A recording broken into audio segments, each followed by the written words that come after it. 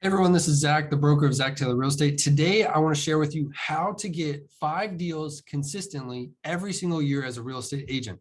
So there's a lot of different lead pillars or sources of leads to start building our business and go from 5 deals to 10 deals, 10 deals to 15, 15 to 20 every single year. This is stage one. So in future videos, I'll cover how to start building your business even further. But this video is to ensure you at least get 5 deals every single year. Everybody should be able to hit this. And so this first lead source, before I dive into what it is, I want to give some context. So let's jump over to the profile of home buyers and sellers. This is describing who is buying and selling homes, and this is done by the National Association of Realtors. And so here's the stat I want to show. 40% of buyers used an agent that was referred to them by a friend, neighbor, or relative. And it's even higher for sellers. 67% of sellers found their agent through a referral from a friend, neighbor, or relative. So today I want to talk about how can we become that friend, neighbor, or relative? Well, this first lead source, it's called a sphere of influence. And a sphere of influence, it's basically, it could be your family, it could be your friends, it could be hobby groups, interest groups, church group, anybody that is in your life already and that you're doing life with, that is your sphere of influence. So we want to build a bigger sphere of influence so we have more potential opportunities for deals every single year. And specifically, our first 5 deals consistently every single year. And so what does that look like on an income level of just 5 deals a year?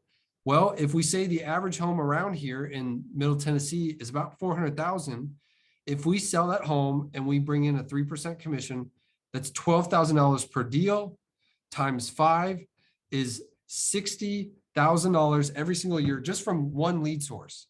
Now, like I said, in the future, I'll show different lead sources to stack. Hey, now let's get to 10 deals a year. Let's get to 15. But this is the first 5 every single year. So it's a sphere of influence.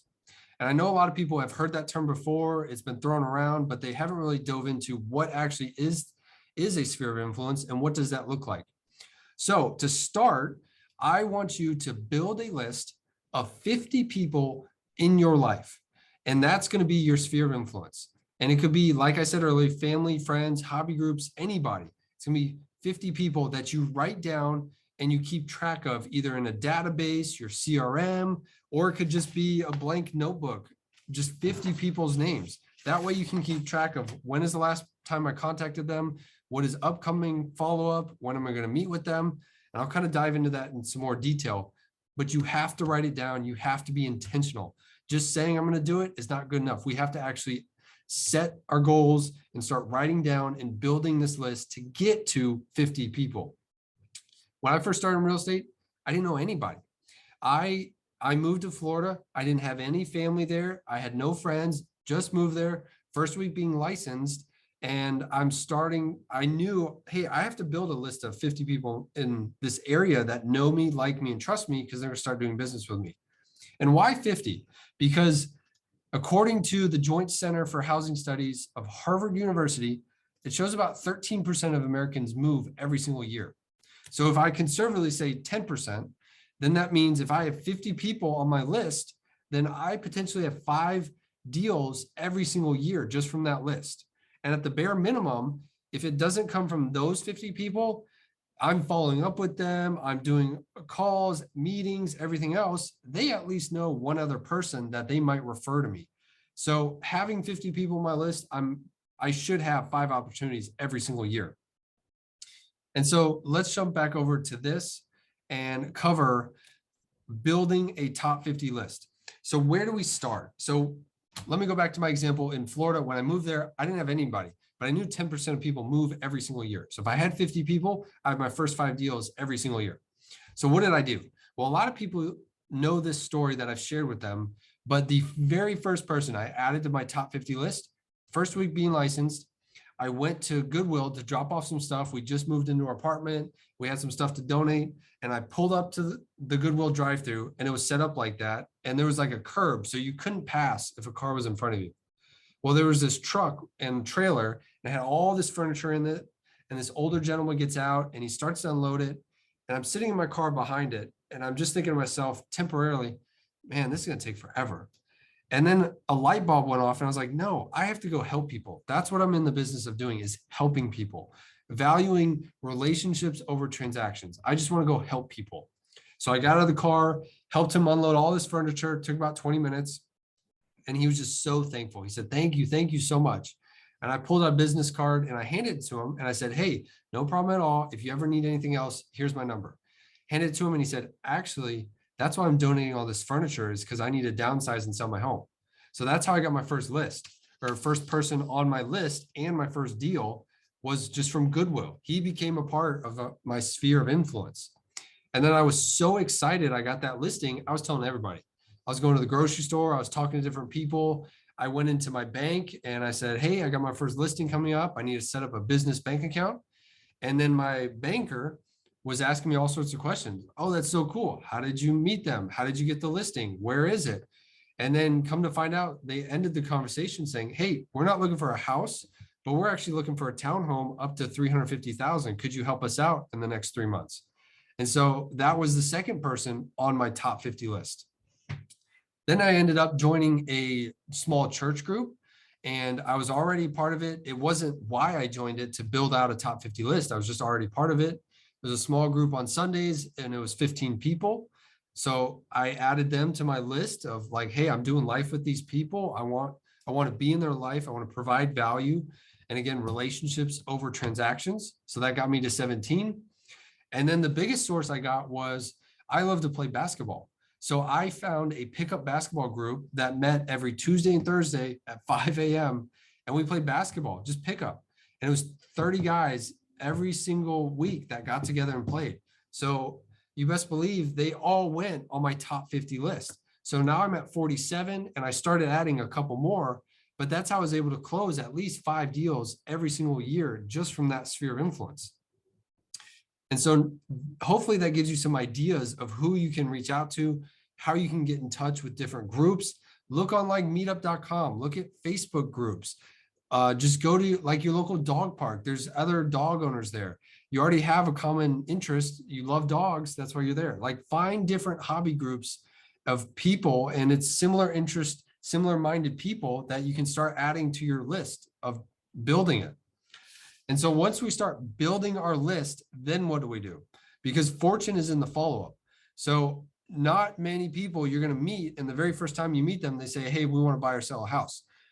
It's going to be 3 months. It's going to be 6 months. It's going to be 12 months. And again, we're doing life with these people. So we want to be in their life. And when the time comes, we want to be the first person that they think of when they're ready to sell. So what do we have to do? Well, as you're building your list, here's what I want you to start doing. And it's going to be laid out right here, and I'll explain it a little bit more in detail. 4 calls. So that's, and this is per year. So 1 call every single quarter. I want you to just call them. And this doesn't have to be, hey, Susan, this is Zach. Do you know anyone looking to buy or sell? We don't want to be that salesy person. Again, these are people in our sphere of influence. These are people that we've met playing basketball, our banker or whatever. We just want to become friends with them. We want to help them and we want to do life with them. So just call, ask, how's the family doing? How's the job going? How's that sports team you love? Did you see the game last Sunday? So just follow up with them, ask them different questions, be involved in their life. And then the next stage is a meeting. So schedule a meeting with them. Every quarter, sit down and meet with them. You're already having lunch every day. You're already having breakfast, dinner. Maybe it's like, hey, I'm going to go walk the Greenway. Come on out and hang out. Or, hey, I'm taking the kid to the playground. Do you want to bring yours? Like, set different meetings to hang out with them. We're trying to stay top of mind. So as soon as they make the decision, hey, I want to buy or sell, of course they think of us. The next thing I want you to do is send them 1 piece of mail every single quarter. So we're staggering these so it's not every single month or the same month they're getting a call, a meeting, and a mailer. Let's stagger it a little bit. But 1 month will be the call. Next month will be the meeting. Next month will be a mailer from us. So this mailer, it doesn't have to be complicated either. We can do like a Christmas card. We can do a Thanksgiving card and write out a letter to them. Say, hey, we're so thankful to be in your life, and just kind of explain why you're so thankful to have met them. Send that every year. Send them, it could be a St. Patrick's Day card, like, hey, I'm so lucky to have met you, and then put in a little scratch off ticket. Like, whatever you want to do, be creative with it. Send them 4 mailers in a year. Then the next thing I want you to do is set them up on an email for once a month. So this email once a month will be regarding their neighborhood. So we want to include neighborhood sales that have recently sold that past month, anything that's pending and anything that's active. We want to be viewed as, hey, we're providing value, we're hanging out with them, they're our true friends, but also I am a real estate professional. So here's different things going on with your home. For a lot of people, a home is the largest purchase in their life. So let's keep them updated with that largest purchase that they've made. What's the value? What are similar homes selling for? So hook them up on some sort of automatic email once a month to update them of what's going on in the neighborhood. A lot of you can do this through the MLS for free. So set that up. The next thing is 1 client event a year. So create a client event. I typically do it around June, July, like a summer hangout, summer cookout, something like that. But throw a big event for all your people in your sphere of influence and your past clients. Invite all those people to this event and just make it fun. It could be at a local park and you could grill out. It could be at a bowling alley. Everybody's bowling. It could be at a skating rink. It could be whatever, but just create a fun event every year for everybody in your sphere of influence and all your past clients. That should be on the top of your list to do every single year. And then partner with different vendors if you can. Find a lender, find a title company, find inspectors, find whoever that could help offset that cost. And if you have good relationships with those type of vendors, this event should cost you next to nothing because they're providing a lot of the food or the venue or anything else. The next thing I want you to do is every year I want them to be on a birthday mailer and a birthday card and a call. So send them a birthday card and call them on their birthday every single year. That's how you'll stand out. But remember in my previous example way earlier, I said, if all you do is this once a year, there's 364 other days they're not going to remember or think of you for real estate needs. So that's why we're mixing in these other touch points as well. So birthday call them on their birthday. That stands out to them beyond anything else, having that, hey, I thought of you on your birthday, do that. And then the last thing, add them to social media. So add them to your Facebook profile, add them to Instagram, add them to whatever you're on, become friends with them on there.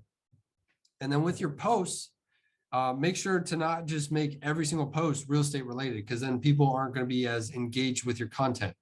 So on social, typically I do a 3-part rule. The first post I do is something business related. The second post is something personal, so they can get to know me better. The third post is something random. It could be humorous. It could be sharing a funny video. It could be whatever. But if you stick to those, like 1 personal, 1 business, and 1 random, then your content is still engaging. It's fresh. And then they get that reminder every now and then that, hey, this person's still in real estate. So adding all these different touch points and contact points throughout the year is how you're going to get repeat business. It's how you're going to create raving fans. So they use you over and over. They're also going to refer you to different people they know, because a large percentage for sellers is referrals. They refer people, hey, you should use this person as your agent. So we want to become that go-to person. We want to create raving fans. We want to create relationships, and we want to be intentional with our list. Create that top 50 list. There's so many times with agents that there's a direct correlation. If they're not doing that much business, and I say, hey, how many people do you have in your database? And if they say, well, I only have 3 people, or what is a database? There's a direct correlation between that and the people that are closing 15, 20 deals, and they have 300, 400, 500 people in a database that they're following up with. Because remember, fortune is in the follow-up. And the basics of real estate sales is, hey, we have to lead generate. We have to put them in a database, a CRM, a notebook, whatever, to keep track of these people in our database. We have to follow up.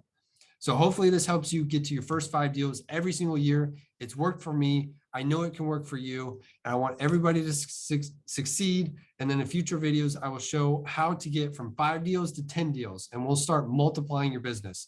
And if you're interested in joining Zach Taylor Real Estate, click below the link to learn more about us. We'd love for you to be a part of what we got going on here. And I will see you guys next time.